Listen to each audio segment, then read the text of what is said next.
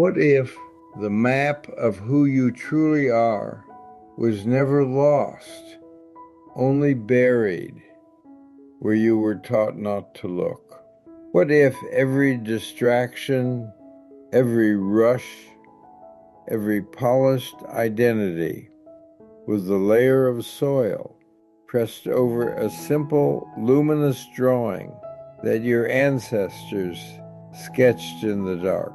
Listen closely. There is a soft scratching beneath your thoughts, like a quill moving under the floorboards of the mind. It is not the voice that narrates your day.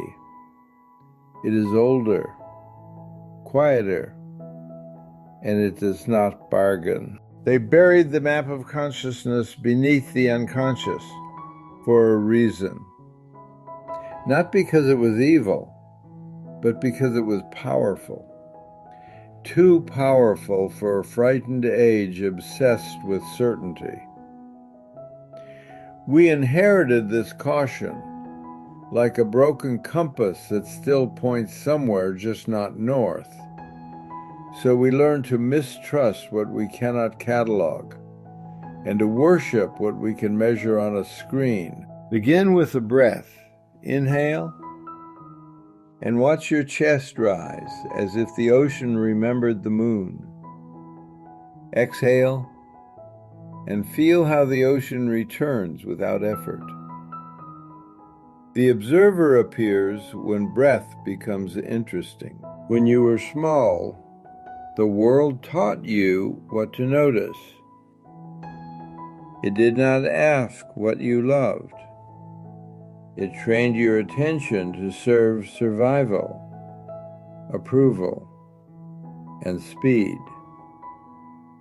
1,000 tiny instructions etched themselves into your nervous system. Be good, be useful, be safe, be seen. The map began to sink. Jung called the buried region the unconscious.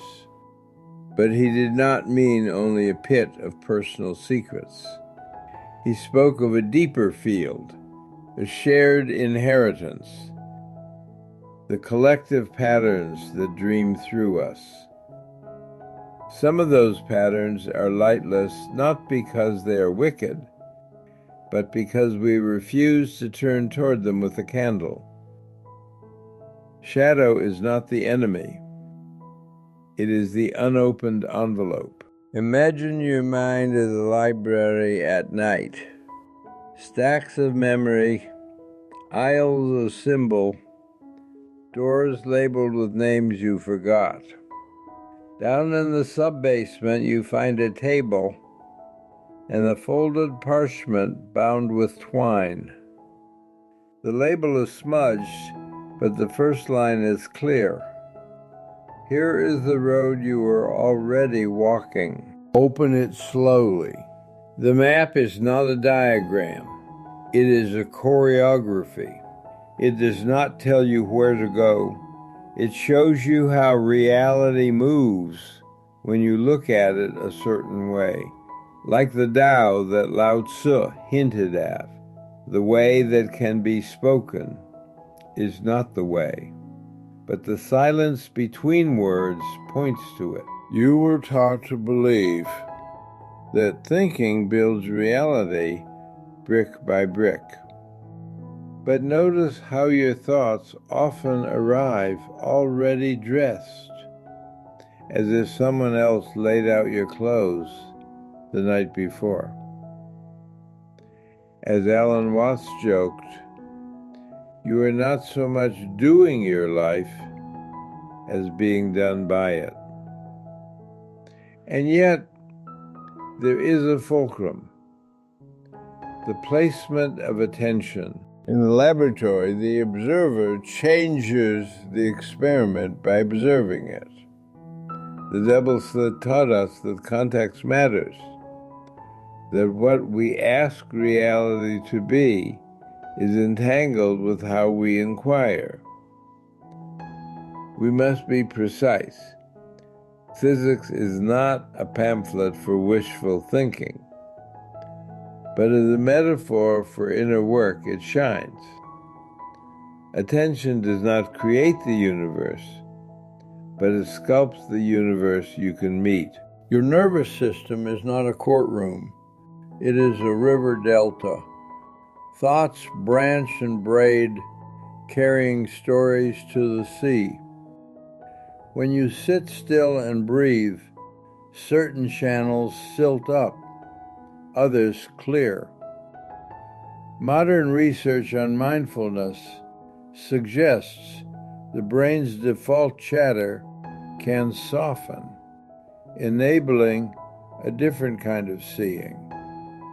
Not better, simply wider. Hold the parchment to the light. 5 coordinates emerge, not as commandments, but as habits of seeing, attention, intention, emotion, memory, and action. Not 5 steps, but 5 mirrors arranged in a circle, each reflecting the others. Turn any one, and the room changes. Attention. Where you place your gaze is a vow. Not a moral vow, but a physical one. Your neurons tune to what you feed them. If you constantly attend to threat, the world's edges sharpen into blades. If you attend to breath, time stops asking for your passport. Try this now. Find a point in the room, something ordinary, the seam of your door, a scratch on your table, a small shadow under your cup. Look at it as if it were the last thing you would ever see. Watch how the mind tries to escape, to narrate, to explain. Call it back with kindness. Intention. This is the direction of your attention's sail. Intention is not the same as craving. It is the quiet sentence beneath all sentences. I intend to be honest. I intend to be present. I intend to learn.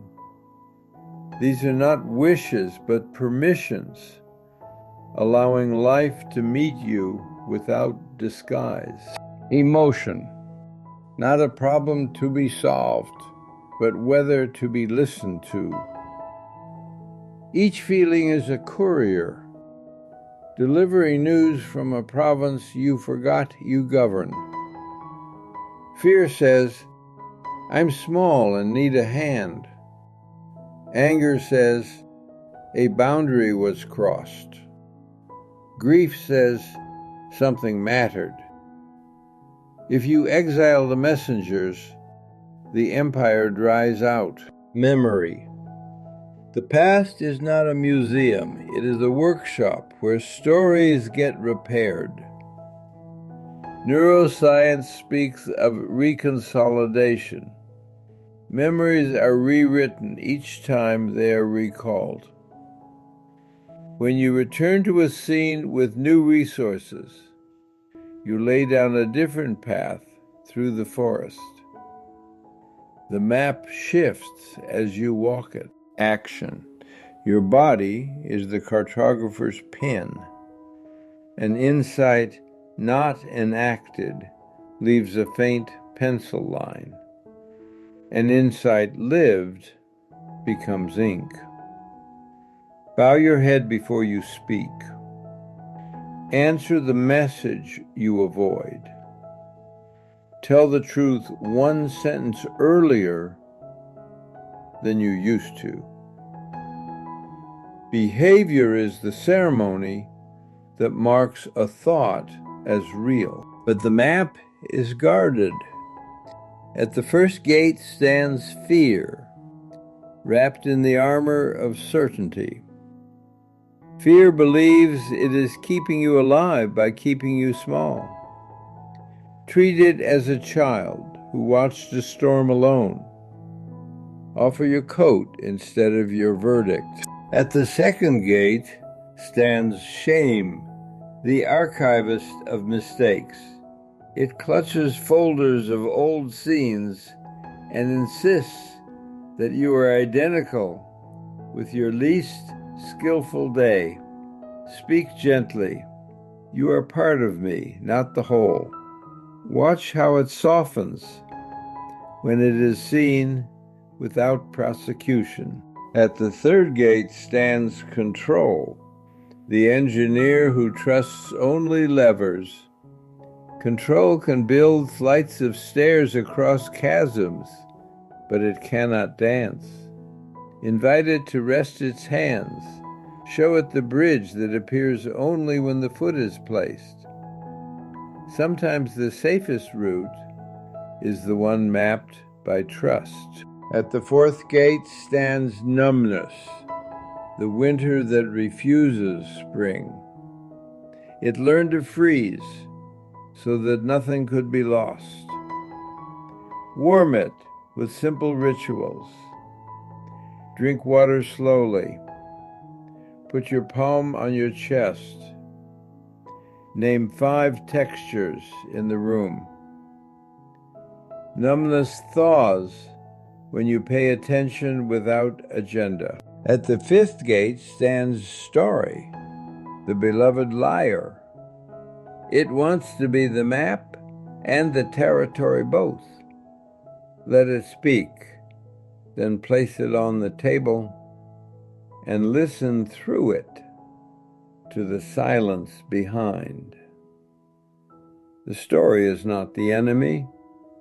It is a raft that carries you to a shore where it is no longer required. Now we descend, not into darkness, but into the ink where the lines were drawn. Close your eyes and imagine a long corridor lined with doors.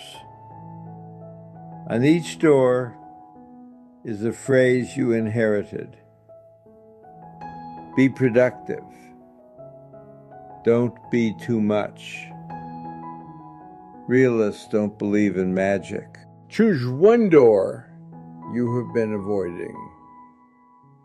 You don't need courage, you need permission. Place your hand on the handle as if you were touching a memory.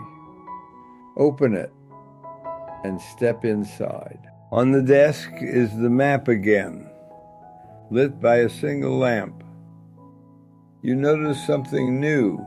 It is annotated in the margins by people who loved you in ways that didn't look like love at the time.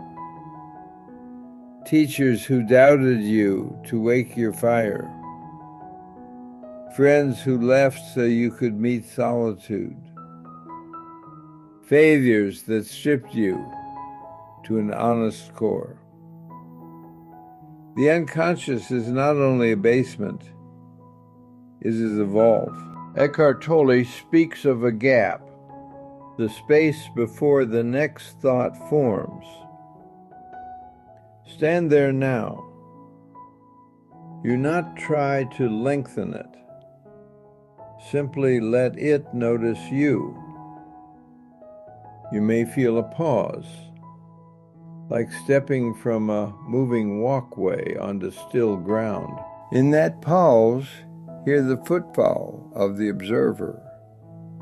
It is not an identity. It does not want a name tag.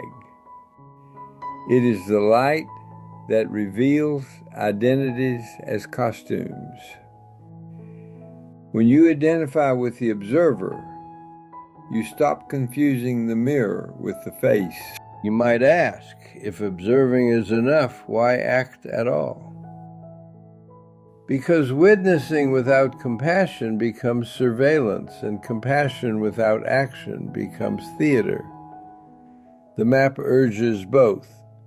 See clearly, then move cleanly. A small, honest act rewires more than 100 elegant theories. Consider a morning ritual not of achievement, but of attunement.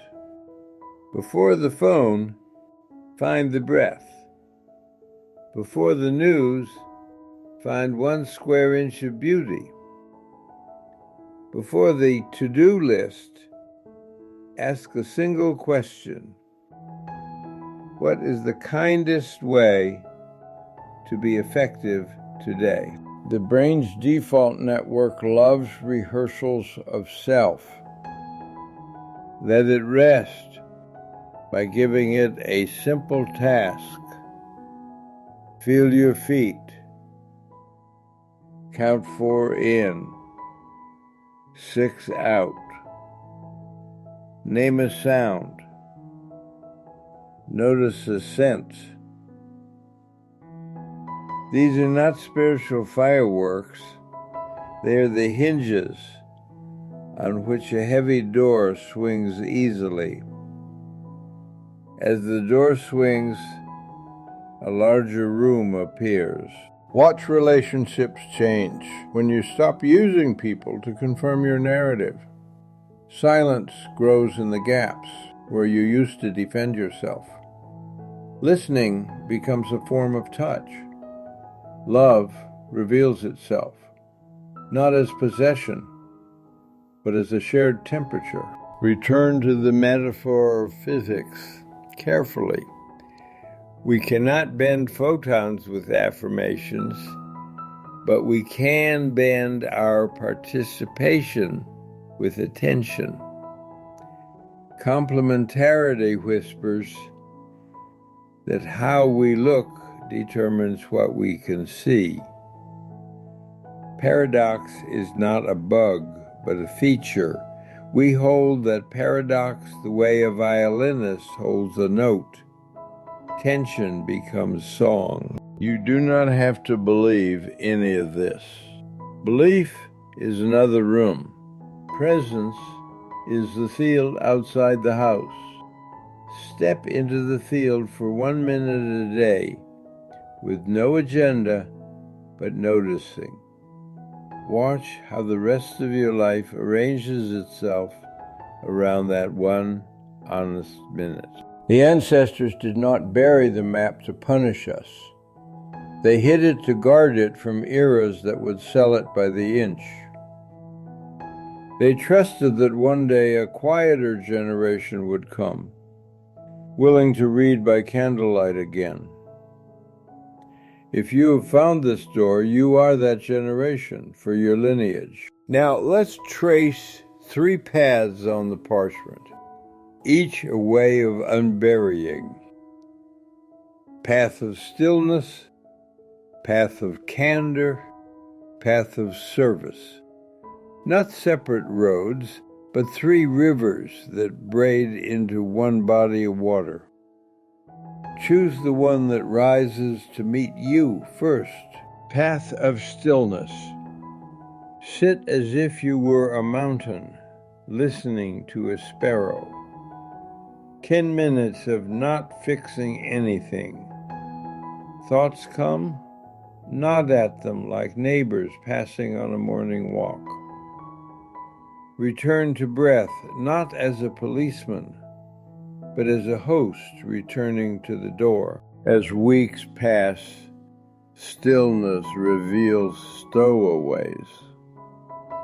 Old fears sneak into the light and blink. Do not interrogate them. Offer tea. When fear is welcomed, it becomes information. Path of candor. Tell the truth 3% more each day. Not brutal truth, beautiful truth, which includes tenderness. Say, I don't know, and let the floor hold you. Say, that hurt, and feel your dignity thicken. Candor with yourself is a mirror that does not gossip. Write one page each night called Unsaid. Do not send it. Read it aloud to the room that holds your breath. Watch how your posture changes when your insides stop arguing. Path of service. Make your attention useful to someone who needs it. You do not need a platform. You need a doorbell. Serve in ways that cost you just enough to notice. Service anchors awakening in the world that feeds you. These paths cross at a clearing called enoughness. Enoughness is not resignation. It is voltage. When you stop pretending you should be elsewhere, energy returns from exile. That energy is your craft, your art, your love made visible. Alan Watts spoke of the wisdom of insecurity, the freedom of not clutching the river. Float now, not as a passive object, but as a skilled swimmer who trusts the current more than their panic. Control becomes rhythm. You find that life is less a problem to be solved than a dance to be attended. Sometimes the map is a dream. Keep a pencil by your bed and greet the images that rise like divers from deep water. Dreams speak in metaphor because the soul refuses cheap language. Treat each dream as a visiting elder with news from the interior. There will be days when you lose the map and the room and the candle. That is not failure. It is a cloud. Clouds move, and the sun does not negotiate with them. Begin again, not as a punishment, but as a craft. And one of purpose. Purpose is not a throne. It is a trail of breadcrumbs you drop by acting in alignment. Follow the crumbs you yourself leave when you do one true thing.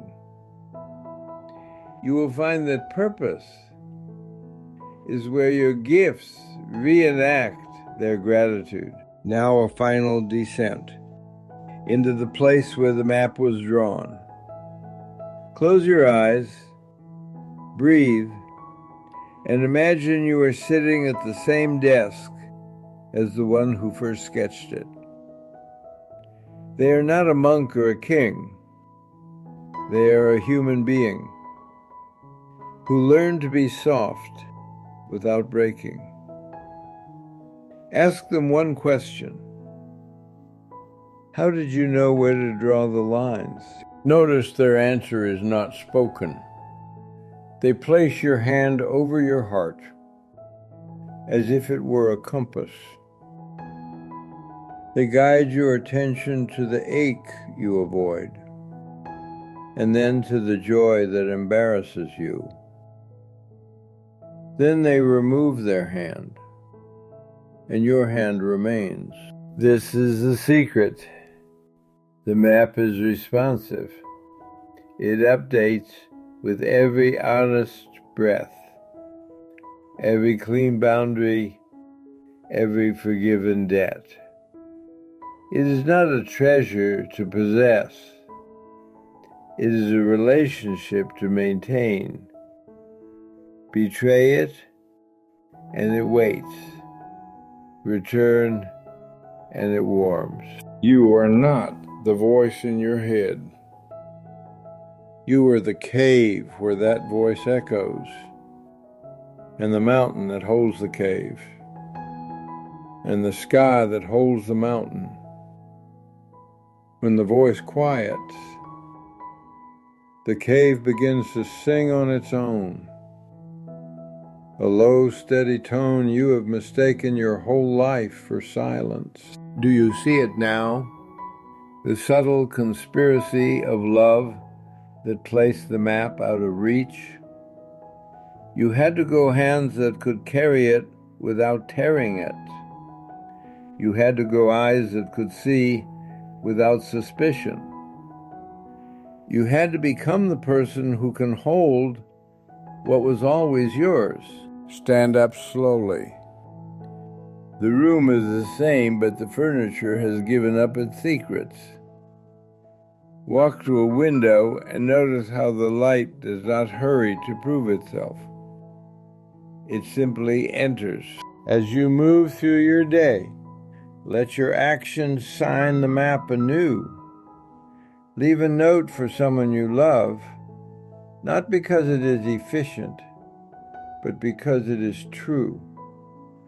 Pause before you answer, not to perform calm, but to respect reality. When you forget, smile. When you remember, bow. Jung's symbols whisper. Tolle's now opens like a hand. Watts's laughter rises from under the floorboards, and Lao Tzu's river carries you without debt. Heisenberg and Bohr wave from the shoreline of paradox, amused that we still try to stand with both feet in two worlds. Perhaps that is the final teaching. There are not two worlds, only one world seen with two kinds of eyes, one that names and one that knows.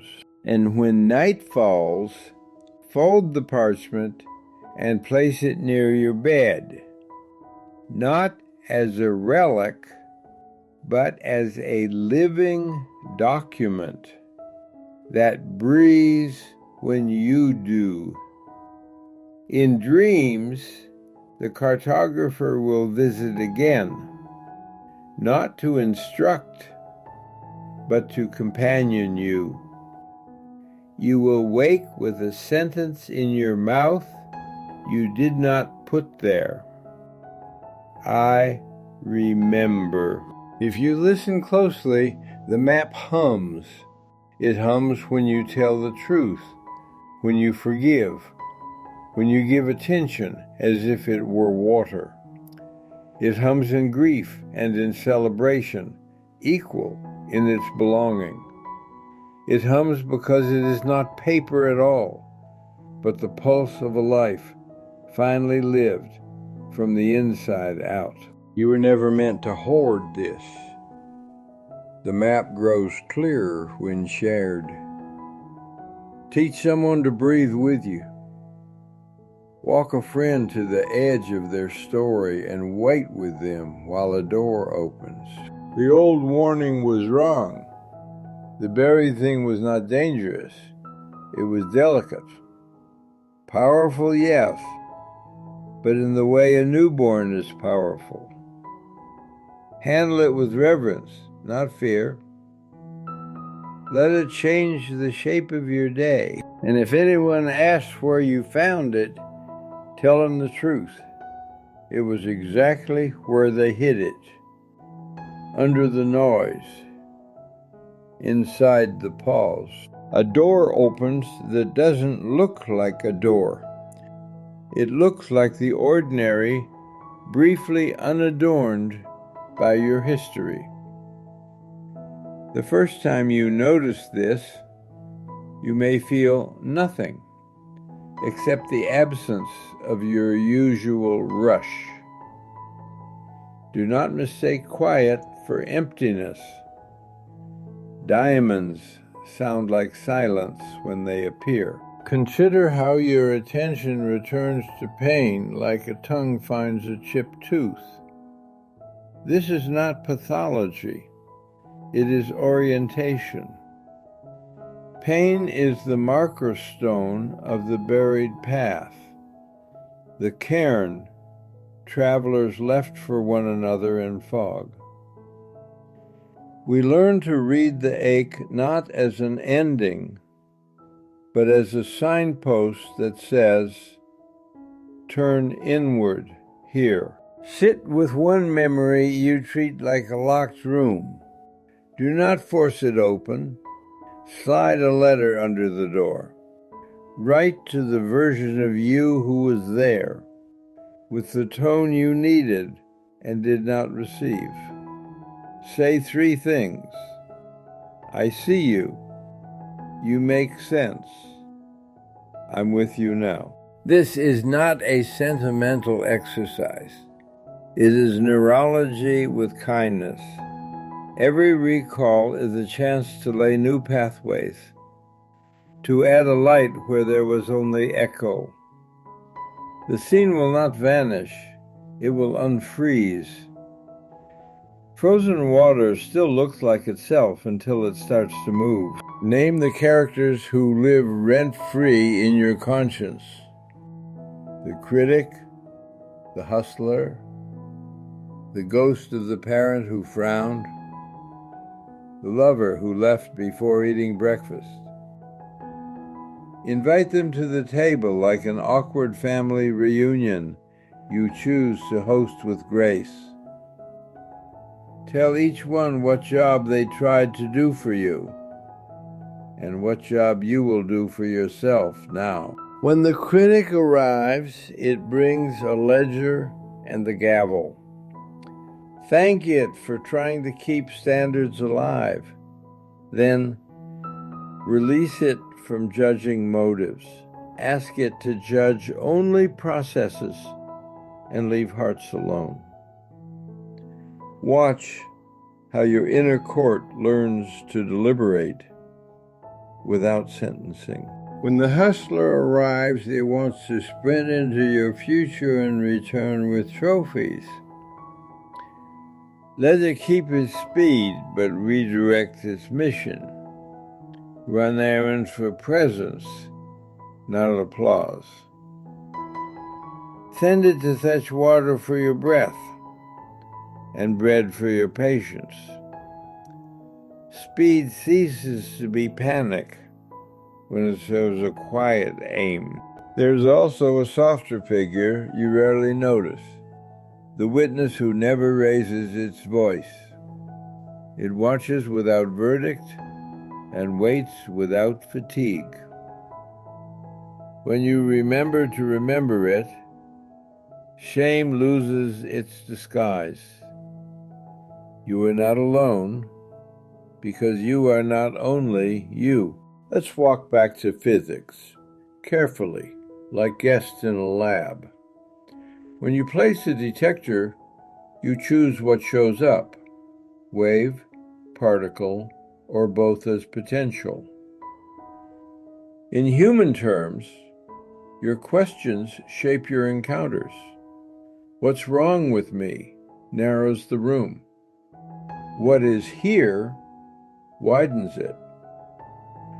We were warned not to misuse these metaphors, so we will use them like lanterns, not blueprints.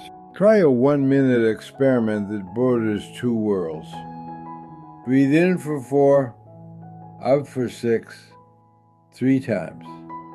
On the 4th breath, ask, what is the smallest true thing I can do next? Then do that. You will feel how a single correct motion changes the acoustics of a day. Some will say this is too simple for serious suffering.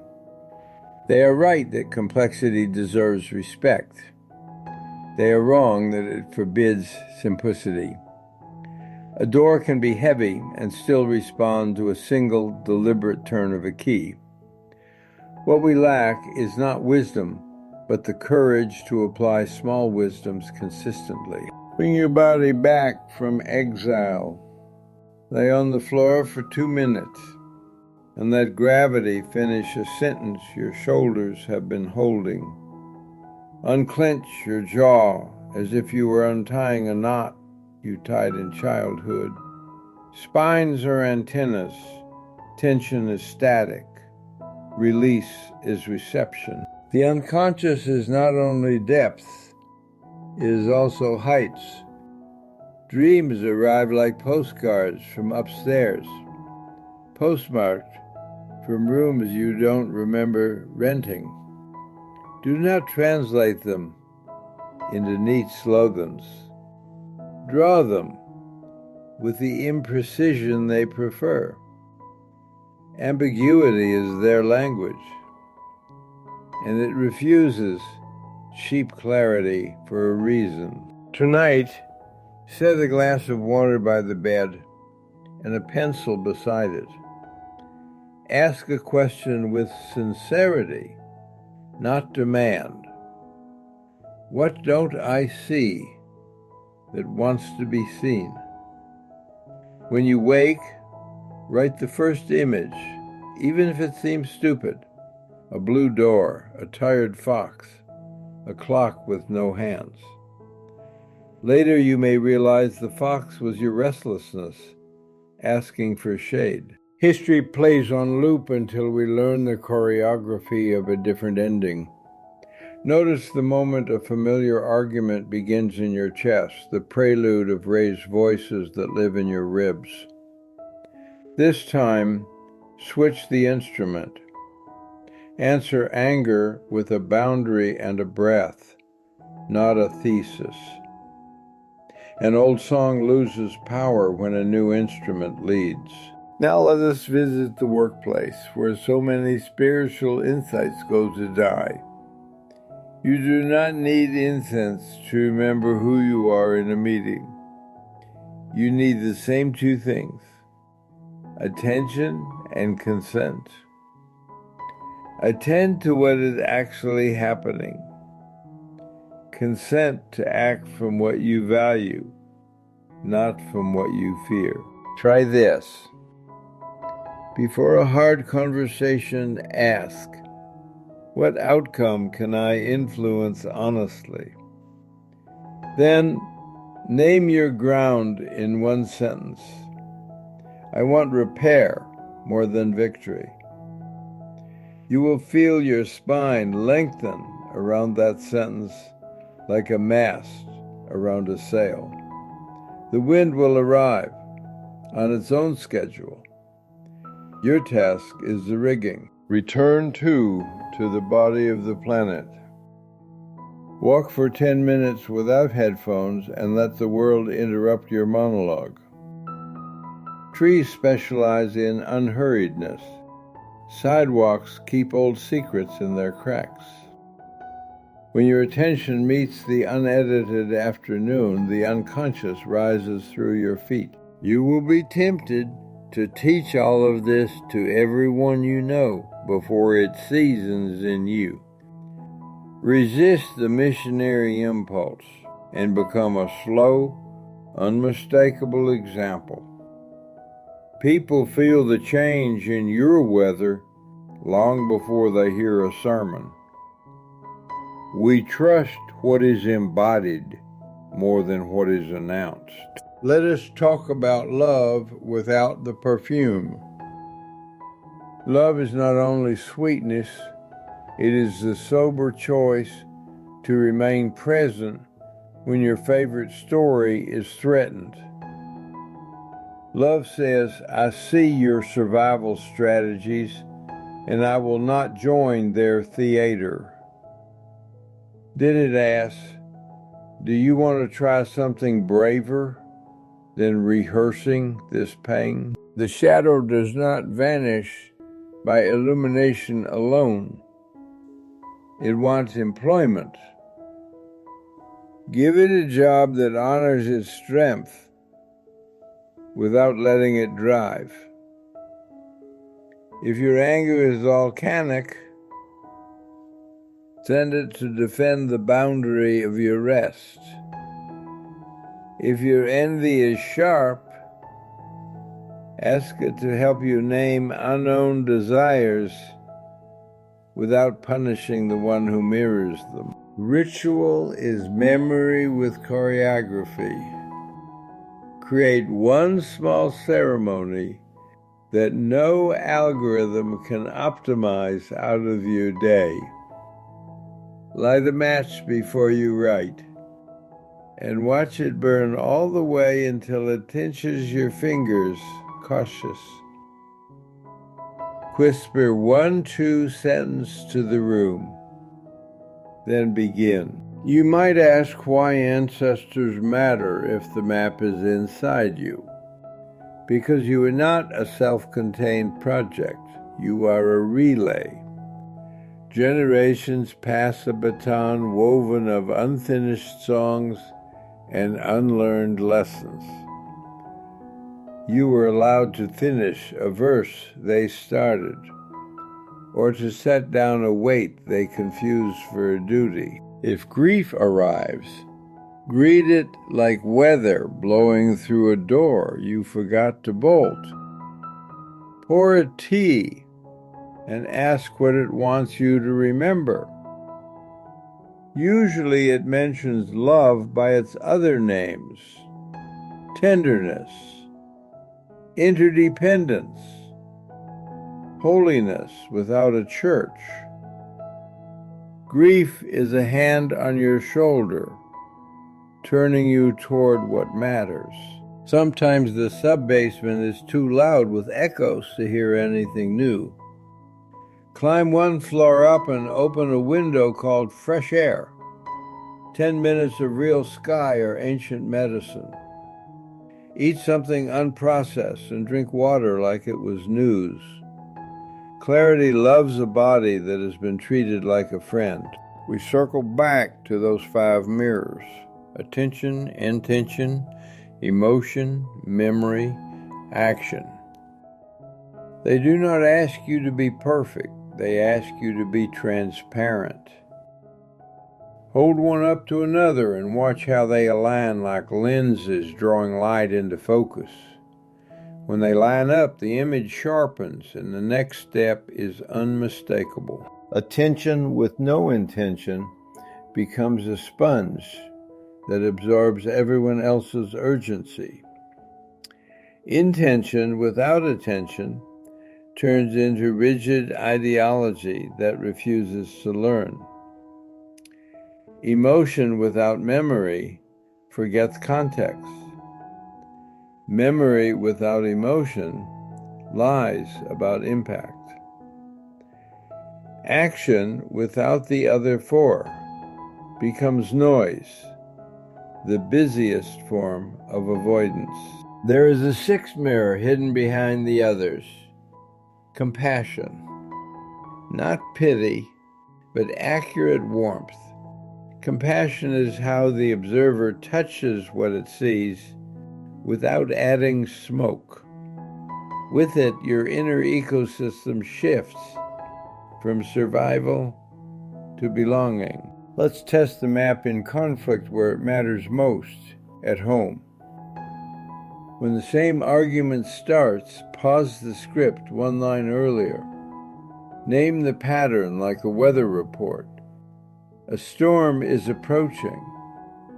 I want us to shelter, not win. Say it with your shoulders lowered and your jaw unclenched. Bodies hear better than ears. If trust is broken, repair is not a speech, but a series of rhythmic acts. Show up when you say you will, and say what you will do. Then do the smallest version of it consistently. Apologize without a courtroom. No exhibits, no countersuits, no post-credits excuses. Trust returns, like a bird that lands, only on very still hands. You will wonder how to know if this is working. Do not look for fireworks. Look for less drama around the same old triggers. Look for the moment you notice beauty while you are still busy. Look for the quiet pride that arrives when you keep a promise no one else could see. Now, a second descent. not to retrieve, but to offer. Imagine entering the same corridor as before, carrying the small lantern you didn't have the first time. You slip notes under doors you once feared. We can do this differently now. The hallway brightens, not because it changed, but because you did. In the room marked identity, place your roles on hooks like coats. Parent, partner, professional, rebel, saint, let them hang. Stand in the air that remains and ask, what is true without a name tag? You will feel both naked and relieved, like stepping out of armor after a parade. In the room marked future, find the calendar made of glass. Every square is transparent because it belongs to a day that has not earned your body yet. Touch one square lightly and practice saying, I will be there when I arrive. Time respects those who do not betray the present to flirt with its projections. In the room marked forgiveness, there are 2 chairs. Sit in one and place the person you cannot forgive in the other. Let them speak first, then let them vanish. You're not doing this to reconcile with their choices, but to reclaim your nervous system.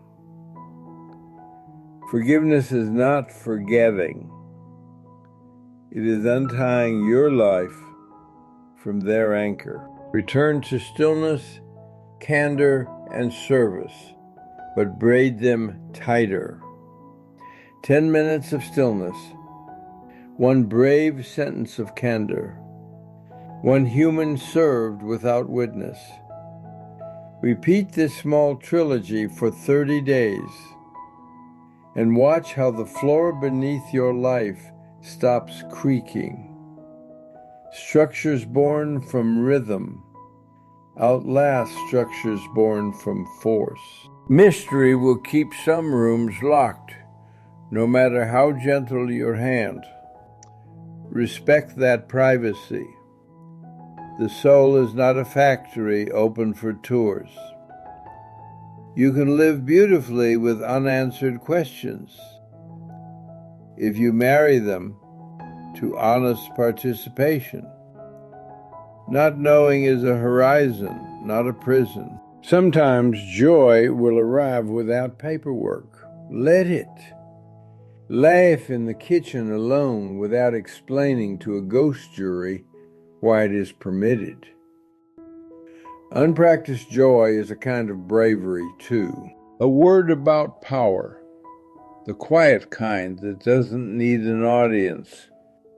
It is the ability to remain tethered to your principles when a cheaper performance would be rewarded. It is breath before reply, generosity before strategy, rest before collapse. This power makes rooms safer without announcing itself. On days when the map is smudged, outsource your navigation to very simple anchors. Drink water first, then sunlight, then movement. Speak kindly to one stranger or animal, and be the stranger who speaks kindly to you. Simplicity is not regression. It is rescue. It is time to place the map in the world, not as doctrine, but as hospitality. Invite a few people to sit in a circle where the only rule is that listening is slower than responding.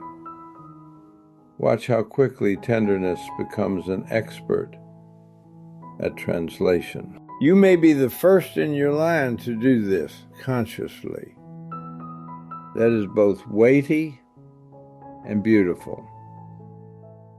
The baton is warm in your palm because so many hands have held it without understanding why it burned. You understand now.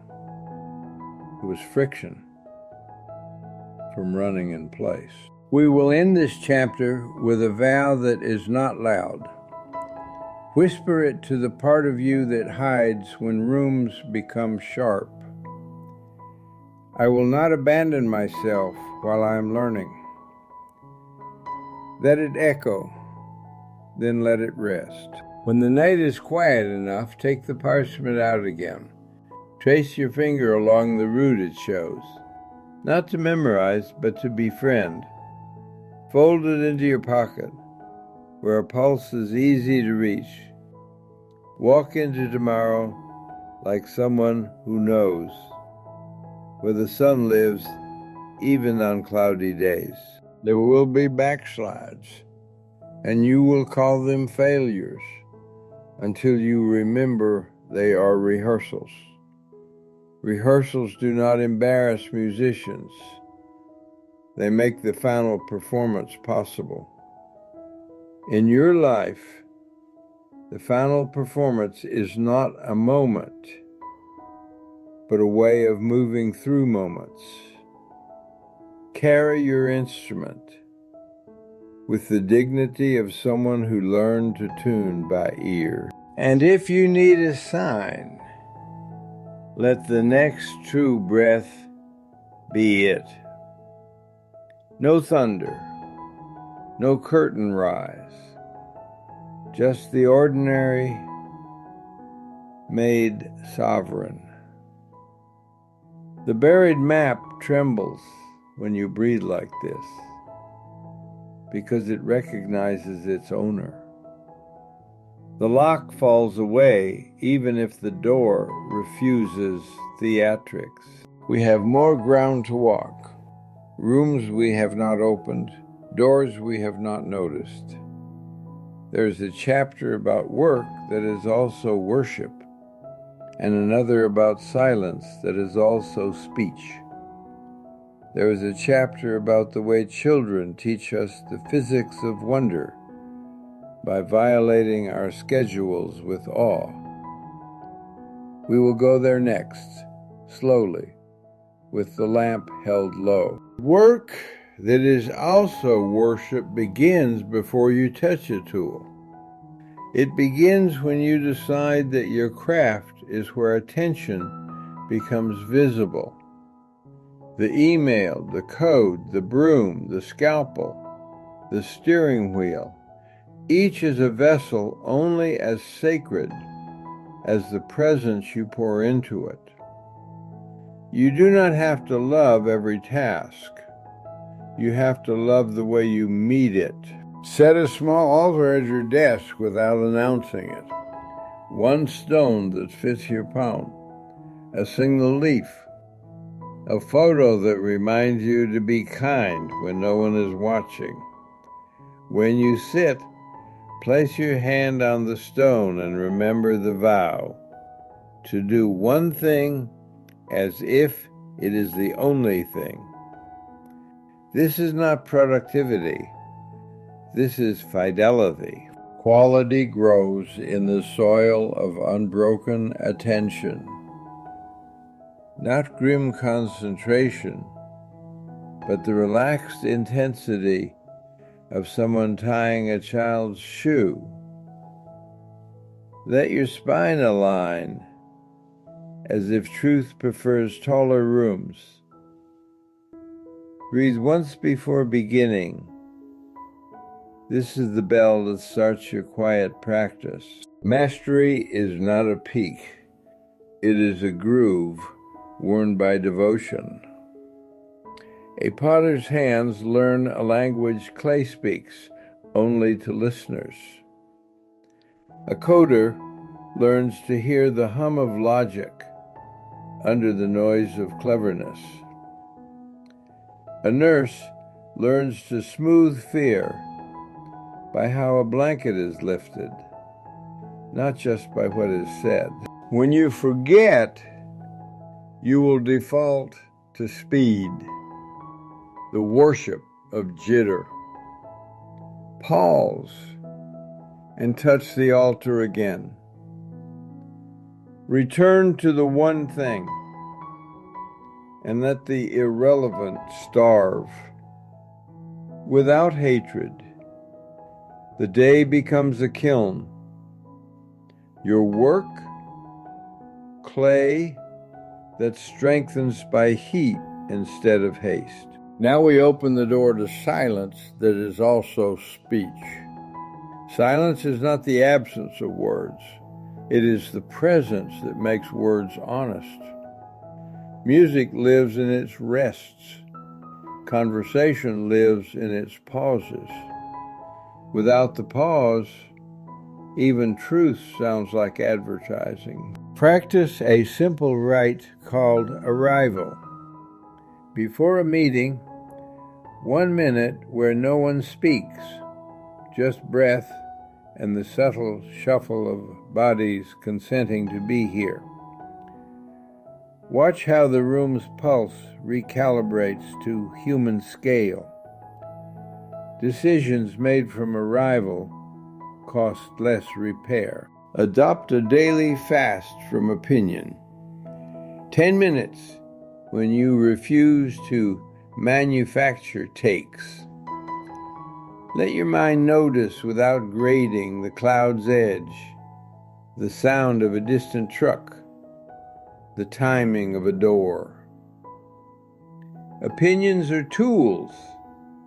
They rust without oiling, and oil comes from silence. You do not have to hold court all day in your head. Tao Te Ching suggests the usefulness of the bowl is its emptiness.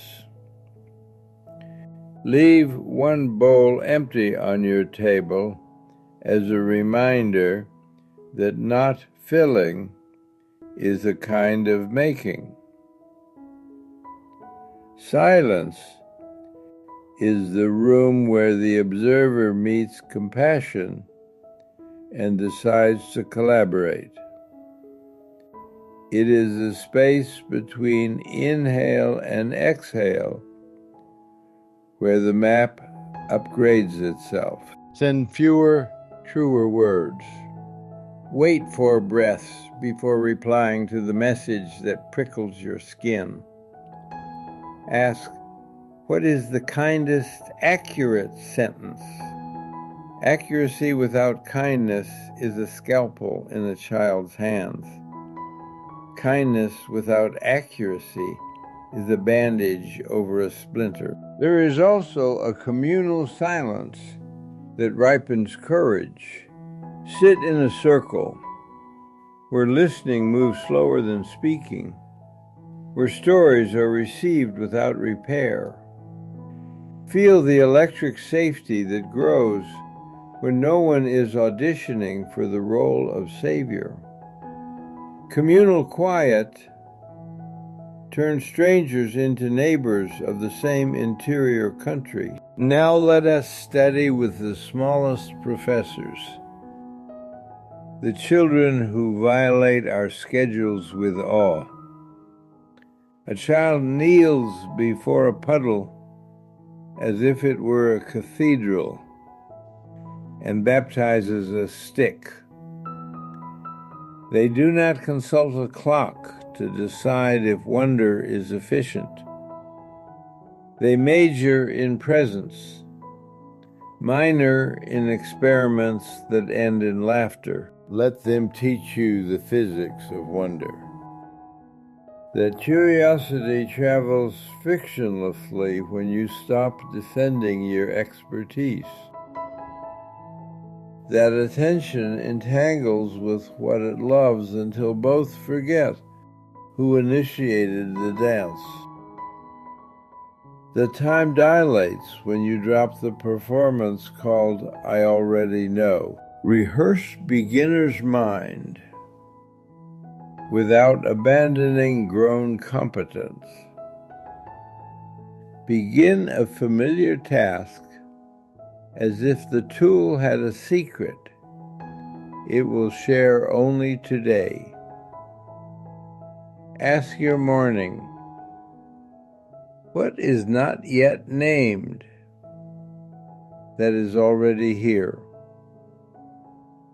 You will feel rooms widen as labels loosen their belts. Your own child self still waits at the edge of the playground. Invite them to work with you. Let them hold the lamp while you do the careful thing. Let them choose the break where you step outside just to notice a cloud. Play does not trivialize devotion. It oxygenates it. Build a pocket ritual called the Golden Minute. Once each hour, stand, breathe, and look at something you cannot monetize. Let the minute be extravagant. 60 seconds of uncompromised noticing. Wonder returns like a shy animal when you stop chasing it with content. We return to the corridor. Lantern brighter now, not because it grew, but because you learned to carry it without spilling. Doors that once hissed at your approach now recognize your gait. You lay the map on the table and see the lines pulsing like capillaries, alive because you are. The hum becomes a tone. The tone becomes a song you don't have to remember to sing. Shadow approaches not as a villain, but as a colleague asking for assignment. You nod, and anger guards the threshold where your rest lives. Envy translates into a syllabus for unclaimed desires. Fear becomes a weather report that helps you pack wisely. Heisenberg's uncertainty no longer frightens you. It comforts. You make peace with not pinning every particle of your life to the board. Complementarity becomes a posture. Both and shoulders. Paradox in your pockets. You stop trying to stand with both feet in two worlds and learn to walk with one body in one wide world. Jung's symbols rise from your dreams like buoys marking safe channels. A fox visits, and you stop chasing what should be lured. A blue door appears, and you understand that boundaries are not walls, but thresholds. Your nights collaborate with your days. The map edits itself kindly. Watts's laughter returns at the edges, a reminder not to make spirituality another contest. You stop performing depth and begin participating in simplicity. You don't look enlightened. You look rested and particular. The theatrical fog dissipates. The river remains. Tully's now unfolds like the palm that has been open the whole time. You stand on it without decorating it with adjectives. Presence is not a mood. It is the permission you grant to reality to be real. On good days and bad, the permission remains. Lao Tzu's river carries your raft past the anxious docks. You row when rowing is clean, drift when drifting is honest, anchor when anchoring protects the small flame you carry. You discover that surrender is not the opposite of effort, it is the end of friction between them. Effort becomes a song. Surrender becomes harmony. It is time to braid practices into a daily liturgy that does not beg for an audience. 10 minutes of stillness. Sit with the mountain that listens to a sparrow. One sentence of candor. Say the beautiful truth that costs a tiny tremor. One act of service. Make your attention useful to someone quietly. Add 1 hour of craft. The one thing done as if it is the only thing. 3 pockets of silence. Before you speak, before you send, before you sleep. 1 doorway of wonder. The golden minute that refuses to be billed. At night, 1 page for memory, unsaid, read only to the room that keeps your breath. This is not a challenge. It is a choreography. If you miss a step, the music does not stop. Return to the beat you can hear. Breath, warmth, gravity, attention. Let today be complete, even if it is incomplete. Conflict will still visit, as weather does even in kind climates. You meet it 1 line earlier than before. You take responsibility for your part and refuse the theater of mutual prosecution. Repair becomes normal, like opening a window after a crowded evening. Purpose stops posing as destiny in a costume and becomes a direction of generosity. You follow the crumbs you drop when your actions match your values. You wake with a quiet appetite for clean work and for being good company to your own nervous system. You learn to measure success by the quality of your participation, not by applause. There will be days of fog where the map smudges and every door feels locked. On those days, outsource navigation to the anchors that don't negotiate. Water, light, movement, kindness. Say less, breathe more. Keep your promises small and visible. Fog lifts for those who stop sprinting inside it. Invite community not to applaud, but to companion. A handful of people who agree to listen more slowly than they answer. Share rituals, trade recipes for courage. Practice silence as a team sport. The map brightens when held by more than one steady hand. At some point, you notice a reversal. The map is no longer something you found, it is something you are.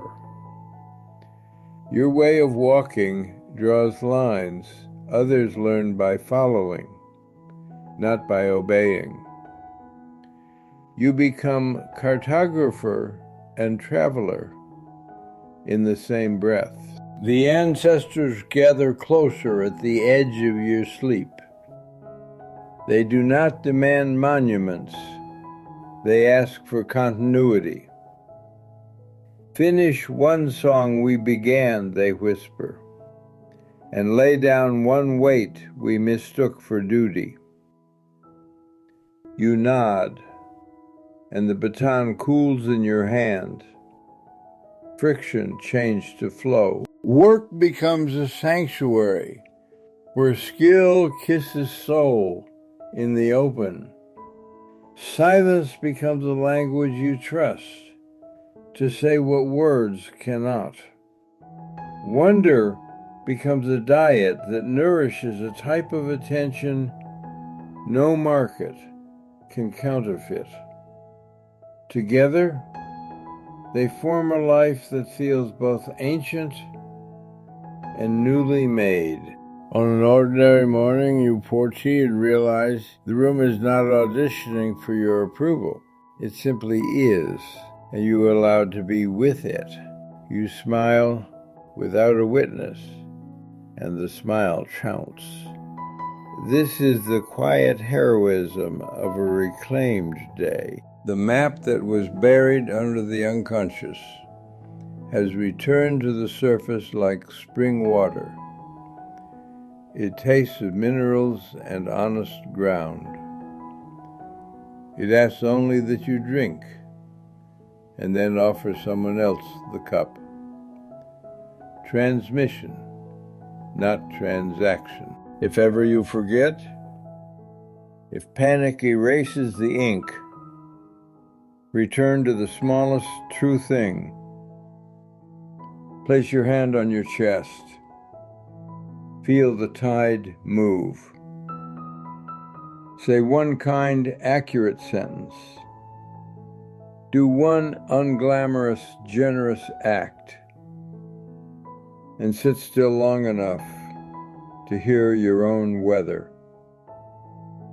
The lines will reappear in the light you generate by being faithful. There is no graduation from this, only deepening. Rooms you thought you knew will reveal secret doors when you lean with new humility.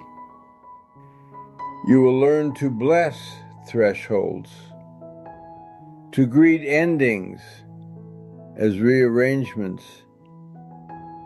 to stand barefoot on beginnings without asking for a map twice.